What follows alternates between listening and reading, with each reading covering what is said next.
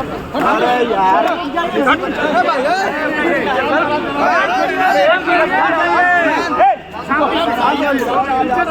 अरे रुको ना, प्रेफरेंस तो फिक्स करे तो क्वेश्चन में पूछ देते हो। चलिए, अरे हाथ आराम से आराम से चलो कोई बात नहीं, ठीक है भैया तो ऊपर कर थोड़ा सा ऊपर करने का ऐलान किया कि 25 क्या तैयारी है और क्या नहीं। जन स्वराज की जो परिकल्पना है उसमें किसी वर्ग विशेष या जाति विशेष की बात ही नहीं है। उसकी परिकल्पना में ही है कि समाज में जिस वर्ग की जितनी आबादी है उन सारे लोगों को साथ में लेकर दल बनाया जाए। सिर्फ टिकट के लिए नहीं, दल बनाने वाले लोगों में भी सभी जातियों सभी वर्गों की भागीदारी हो, दल के पदाधिकारियों में भी, और जब चुनाव लड़ने की बात हो तो भी सारे वर्गों की जिनकी जितनी संख्या है उनको उतना प्रतिनिधित्व मिले।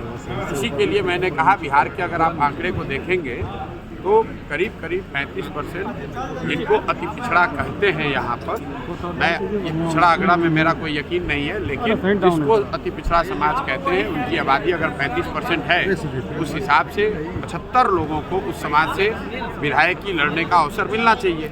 और आज तक पिछले 30-40 वर्षों से जो लोग भी अगड़े पिछड़े की राजनीति कर रहे हैं उनमें से किसी दल ने आज तक इसका आधा प्रतिनिधित्व भी उनको नहीं दिया है। मैंने ये आज जो घोषणा की है, ये आज घोषणा नहीं की है तो गांव-गांव जाकर बता रहे हैं कि अगर आपकी जनसंख्या 35% है तो आपके समाज के 75 लोग अगले विधानसभा में जन स्वराज के प्लेटफॉर्म से चुनाव लड़ेंगे।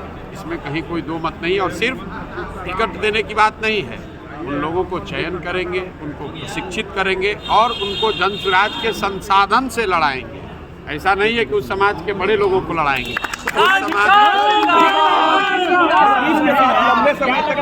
प्रेजेंट पॉलिटिकल सिनेरियो किस तरीके से देखते हैं? बिहार के प्रेजेंट पॉलिटिकल सिनेरियो को किस तरीके से देख रहे हैं? नीतीश कुमार क्या कर सकते हैं, किस चीज़ पर? अभी क्या लग रहा है फिर से वो वापस पलटी मार सकते हैं? भाई नीतीश कुमार अब अपना कैरियर नहीं बचा सकते हैं, पहली बात। दूसरी बात, वो कहाँ रहेंगे उसका कोई महत्व नहीं है, क्योंकि नीतीश कुमार के राजनीतिक कैरियर का अब ये अंतिम दौर चल रहा है। जितना हाथ पांव मारना है मार लें, महागठबंधन में रहें, एनडीए में रहें। नीतीश कुमार की जो अभी हालात है वो जिसके साथ भी जाएंगे, जो दल भी उनको साथ मिलेगा, वो नीतीश कुमार तो डूबेंगे ही डूबेंगे, उसको भी डुबा देंगे। बीजेपी काफी सॉफ्ट हो गई है, अमित शाह का भी एक ये बीजेपी का मामला है। बीजेपी जो चाहे सो करे, बीजेपी को कौन पूछे? अरे भाई, बीजेपी को दम है तो नीतीश कुमार के चेहरा बना के चुनाव लड़ के दिखा दे। बीजेपी वालों को अगर दम है तो घोषणा करें कि अगला मुख्यमंत्री नीतीश कुमार होंगे और चुनाव लड़ के देख ले, तो खटिया खड़ी हो जाएगी। आपने ममता जी के भी साथ काम किया। बंगाल में टीएमसी ने अनाउंस कर दिया है कि 42 पे वो कंटेस्ट करेंगे, तो इंडिया ब्लॉक में आप सीट शेयरिंग किस तरीके से देखें? भाई ये मेरा विषय नहीं है। मैंने सिर्फ ममता बनर्जी के साथ नहीं काम किया है। इंडिया ब्लॉक में जितने मुख्यमंत्री बैठते हैं, चाहे वो केजरीवाल हैं, स्टालिन हैं, उद्धव ठाकरे हैं, दीदी हैं, सबके साथ मैंने काम किया। लेकिन ये काम मैं पहले करता था, अब तो मैं काम करता नहीं हूँ। मेरा उन बातों से कोई लेना देना नहीं है। बिहार के संदर्भ से जो आप पूछिएगा, मैं पिछले 2 साल से बिहार में हूँ, बिहार के गांव में हूँ, घर घर जा रहा हूँ, और मेरा नज़रिया सिर्फ बिहार को लेकर है, बिहार की जनता को लेकर है, बिहार की स्थिति कैसे सुधरे उसको लेकर है। इंडिया क्या करता है, कौन बनता है, कौन हारता है, जीतता है, इससे मेरा कोई लेना देना। 500 बच्चों को पढ़ाने थोड़ा सा ऊपर, थोड़ा सा नहीं, पढ़ाने की बात मैंने ये कही कि मेरा अपना मत है, जो मैंने आपको आंकड़े बताए कि सिर्फ 1.5% लोग ही सरकारी नौकरियों में बिहार में हैं, और इसी 1.5% में आरक्षण का लाभ देकर इन समाज के लोगों को बेवकूफ़ बनाकर इनका वोट लेकर लोग राज कर रहे हैं। आप ये बताइए कि अगर 98.5% आदमी सरकारी नौकरी में है ही नहीं, तो उसको आरक्षण अगर आप लागू भी कर दें 100%, तो भी क्या लाभ होगा? इसलिए मैं ये कह रहा हूँ, आपने ये कहा, मैंने पहले कहा कि समाज के लोगों को ये चिंता होनी चाहिए कि आप अपने बच्चों को पढ़ाइए, और उस दिशा में जन स्वराज अपनी ओर से हर जिले से 8 से 10 मेधावी जो छात्र हैं, जो गरीब परिवार के हैं, वंचित समाज के हैं, उनको जन स्वराज अपने खर्चे से कॉम्पिटिटिव एग्जाम्स की तैयारी के लिए पढ़ाने की व्यवस्था करेगा। पहले से भी हम लोग बिहार में 100, अभी मैंने कुछ दिन पहले 100 बच्चियों को पूरे बिहार में कंपटीशन के जरिए चुनकर उनका खर्चा हम लोग दे रहे हैं पढ़ाई का। और अभी ये 500 जो मैंने ऐड किया है, ये पूर्णतः कर्पूरी जी के सम्मान में उनके नाम पर ये स्कॉलरशिप 500 लोगों को जन स्वराज अपने संगठन के तौर पर। तो क्या निजी क्षेत्रों में भी आरक्षण होना चाहिए? भाई मैं सबसे पहले शिक्षा होनी चाहिए।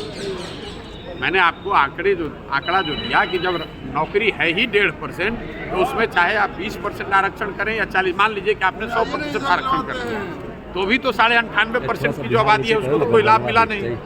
उसको तो जब तक आप शिक्षा नहीं देंगे, पूंजी नहीं देंगे, स्वरोजगार नहीं देंगे, तब तक सिर्फ आरक्षण का लॉलीपॉप दिखाकर वोट लेते रहेंगे।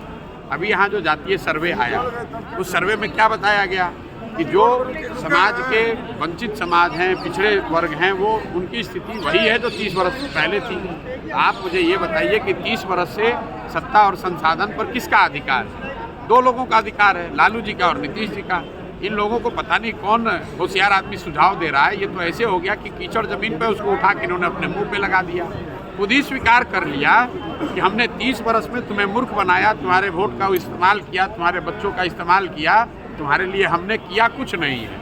आप बताइए कि आज सरकार है, कौन रोक रहा है महागठबंधन सरकार को, नीतीश को, लालू को कि भाई जो अति पिछड़ा समाज के लोग हैं, जो मुस्लिम समाज के लोग हैं, उनको मुख्यमंत्री बनाइए, उनको पथ निर्माण मंत्री बनाइए, उनको शिक्षा मंत्री बनाइए, उनको स्वास्थ्य मंत्री बनाइए। तो सारे मंत्रालय, सारे विभाग नीतीश कुमार और तेजस्वी यादव लेके बैठे हैं और कह रहे हैं कि हम अति पिछड़ों का कल्याण करेंगे। एक आखिरी सवाल, बिहार में 40 मटेरियल है जी, सीएम मटेरियल है तेजस्वी यादव, आपको लगता है?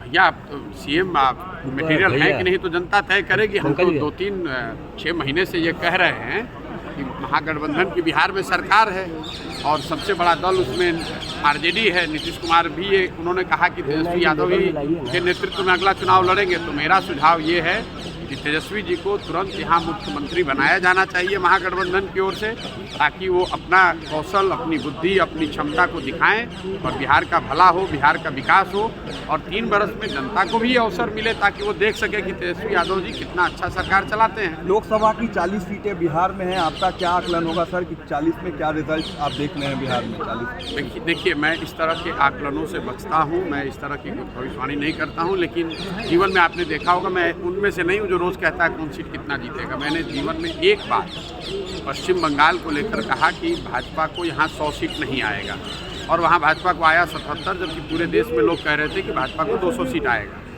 मैं बिहार के लोकसभा के नज़रिए से एक बात लिख कर आपको दे देता हूँ, कैमरे पर भी बता रहा हूँ। नीतीश कुमार के दल जदयू को महागठबंधन में अगर वो लड़ेंगे उनको 5 सीट भी नहीं आएगा। और ये मेरे बयान 2-3 महीने से आ रहे हैं, उनके दल वाले इतने घबराए हुए हैं, उनको मालूम है अगर प्रशांत किशोर कह रहा है कि 5 सीट नहीं आएगा तो नहीं आएगा। इसीलिए उहापोह में है कि भाजपा की ओर भागे कि दाहिने भागे कि बाएं भागे। नीतीश कुमार के दल का महागठबंधन के साथ इंडिया गठबंधन में अगर वो चुनाव लड़ेंगे उनको 5 सीट भी नहीं आएगा। अगर आएगा तो पूरे बिहार की जनता के सामने खड़े होकर हम अपनी गलती के लिए माफ़ी मांगेंगे। Thank you.